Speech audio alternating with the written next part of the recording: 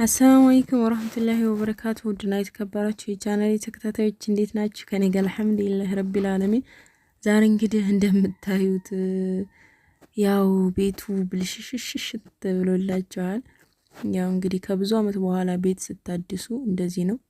የቤተሰቦችን ቤት እንደዚህ እያሳደስኩኝ ነበርና በጣም ተጎድተዋል፣ ተንገላተዋል። ያው 5 አመት ከዛ በላይ ይሆናል፣ ከ5 አመት በላይ ይሆናል። እና ያው ጅብሰም ምናምን መጀመሪያ ይሄ ቀለሙ እንዲጠፋ ከዛ ቀለም ሊቀባው ማለት ነው። እንደምታዩት በቃ ተበለሻሽቷል። እምላችሁ ያስጠላል። መጀመሪያ ያው እንግዲህ ሊስተካከል ሲል ምንድነው ሊጠራ ሲል ይደፈርሳል ምናምን ይባላል አንድ አባባል። እና ያው በኋላ መጥራቱ አይቀርም፣ ጽድት ማለቱ አይቀርም። መጀመሪያ ላይ ግን ያው በጣም ነው የሚያስጠላው።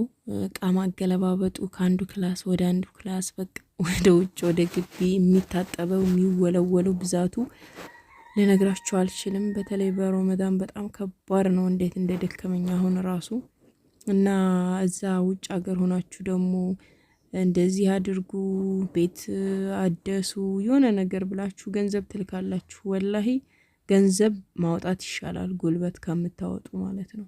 በጣም ከባድ ነው። በተለይ ረመዳን ላይ እንደዚህ ሁሉም ነገር በሰራተኛ አይሰራም ታውቃላችሁ። በቃ የቤቱ ኮተት ሲወጣ ሲገባ ማስተካከሉ እንደዚህ መፈቅፈቁ ራሱ ብቻ ከባድ ነው። አልሐምዱሊላህ እናላችኋለሁ ውዶች፣ ይሄንን ይመስላል። ጥርት ጽድት ካለ በኋላ ደግሞ ኢንሻአላህ የማሳያችሁ የምቀርጽላችሁ ይሆናል። ለጊዜው ግን እንደምታዩት አስጠልቷል። እቃ ማጓዙም በቃ ሁሉም ነገር ችክ ነው የሚለው። ችክ ባይጀመር ባይነካካ ይሻላል ወላሂ። በተለይ ቤተሰቦቻችሁን ብር ልካችሁ እንደዚህ አደሱልን፣ አስተካክሉ ቤታችሁን ምናምን ብላችሁ ብር ልካችሁ እነሱ ቤታቸውን የሚያድሱ ከሆነ ወላሂ ሁሉም ነገር እንደነገርኳችሁ በሰራተኛ አይሰራም። በተለይ እናቶች ደግሞ እኛው እንስራው ነው የሚሉት። ለምን ብዙ ቤት የሚያሰሩ እህቶች ገንዘብ ልከው ቤታቸውን ሲያሰሩ ከሰራተኛው በላይ የሚደክሙት ቤተሰቦቻችሁ ናቸው። በቃ ድንጋይ ማጋዙ፣ በቃ ወደዛ ወደዚህ ውሃ ማጠራቀሙ፣ ለዛ ለሚሰራ ሰው በቃ የሚፈልገውን ማቴሪያል ማቅረቡ ራሱ በጣም ከባድ ነው። ያው ግን አይገባችሁም ብዬ ነው የማስበው። ብዙ ጊዜ አትረዱም። እና ግን ብቻ ያለሁበትን ሁኔታ ስነግራችሁ በጣም ከባድ ነው። ለምን መችለታ ነው በለቀኩት ቪዲዮ ላይ ብዙ ኮሜንቶች እየታዘብኩኝ ነበረ። አንዳንድ ጊዜ የገጠር ልጆች አያስቸግሩም ምን አውቀውት ምናምን ትላላችሁ። እንዲያውም የገጠር ልጆች ናቸው ፋሽን የሚከተሉት። አንደኛ ብዙ ወጭ የሚያወጡት ራሱ የገጠር ልጆች ናቸው።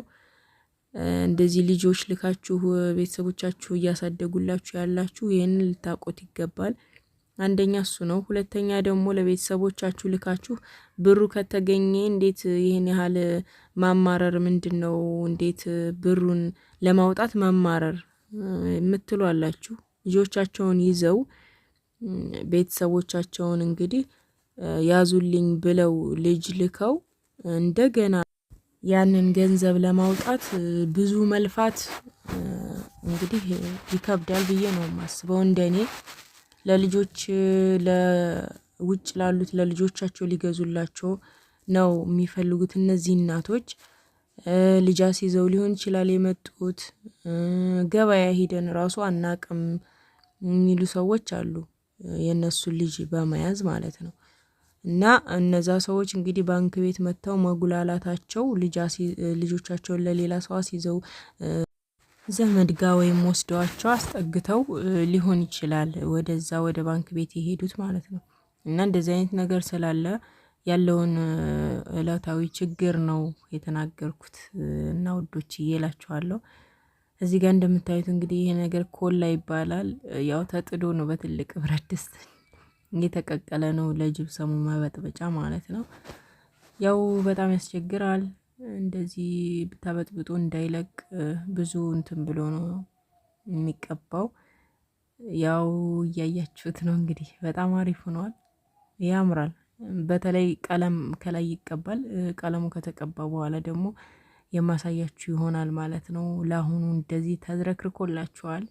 ያው መጀመሪያ ላይ እንደዚህ ነው ለሰው ሁሉ ለማየት እንዴት እንደሚያስጠላ በጣም ነው የሚያስጠላው። ልፋቱን ያው እንደነገርኳችሁ ነው፣ በጣም ነው የሚያለፋው። ግን መጨረሻ ላይ ያው ያምራል።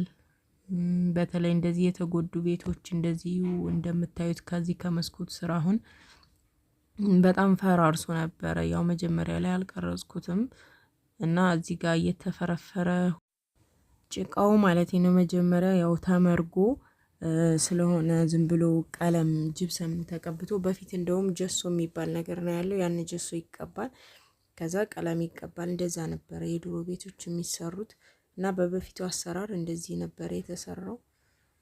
ያ አሁን ያ ተፈቅፍቆ እንደገና ወርዶ ነበር እንትን የሚለው። ግን አሁን የተጎዳውን ቦታ ብቻ ነው ጅብሰም በደንብ ተደርጓል። ከዛ ቀለም ይቀባል ማለት ነው። ልጄም እንደምታዩት መዶሻ ይዞ ያው እየሰራ ነው፣ እያሰራቸው ነው።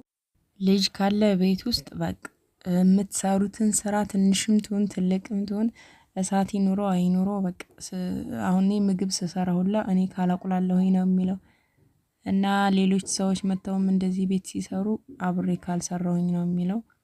ያው ግዴታ ጠብቁኝ ይላል። በጣም ከባድ ናቸው ልጆቹ ብታዩ፣ ያደክማሉ እነሱ ብቻ። እና እንደምታዩኝ እኔም ደክሞኛል፣ ድምጼ ብዙም አይደለም። ያው ይህንን ይመስላል እንግዲህ ኮተቱን ሁሉ አሳይቻችኋለሁኝ። ደግሞ ባሪፍ መልኩ አዲስ ሆኖ ተዘጋጅቶ ደግሞ እንደዚህ አልፍቶ እንዴት እንደወጣ ደግሞ እሱንም የምቀርጽላችሁ ይሆናል ማለት ነው ኢንሻአላህ። በረመዳን ያው በጣም ነው የሚደክመውም የሚያስጠላውም። አንዳንድ የገዛዛቸው እቃዎች አሉ እንደዚህ ምንጣፍ፣ ፍራሽ እስከነ ትራሱ ምናምን። እሱንም ኢንሻአላህ ነገ ወይም ከነገ ወዲያ የምቀርጽላችሁ የማሳያችሁ ይሆናል። የገዛዛቸውን እቃዎች በሙሉ በጣም አሪፍ እቃ እዚሁ የትም ሳትሄዱ ሞልቷል፣ ውርጌሳ ውስጥ ማለት ነው። እና የገዛዋቸውን የማሳያችሁ የምቀርጽላችሁ ይሆናል ማለት ነው ውዶችዬ። ኮሜንት ላይ ልጆቼን የቀረጽኩት ሰዓት ላይ ያው ትልቁ ልጄ አልቀረጽኩትም። ብዙ ጊዜ ያው ፈሪ ነው እንደምታዩት፣ ቢላዋ እየፈቀፈቀ ጅብሰሙ ሲወርድበት ያው ይፈቀፈቃልና ሶስተኛ ልጅ የደበቅሽዋለሽ እንዴ ምናምን እያላችሁ ነበር። ልጆች 3 ናቸው። ከዚህ በፊት ቪዲዮን ተከታትላችሁ ከነበረ ራሱ እዛ ቪዲዮ ላይ አይጠፋምና ሶስት ናቸው ልጆቼ። አንዱ የመጀመሪያው ትልቁ ይሄ ነው እላችኋለሁኝ። እና ይሄንን ይመስላል የዛሬው እንግዲህ ውሎዬ።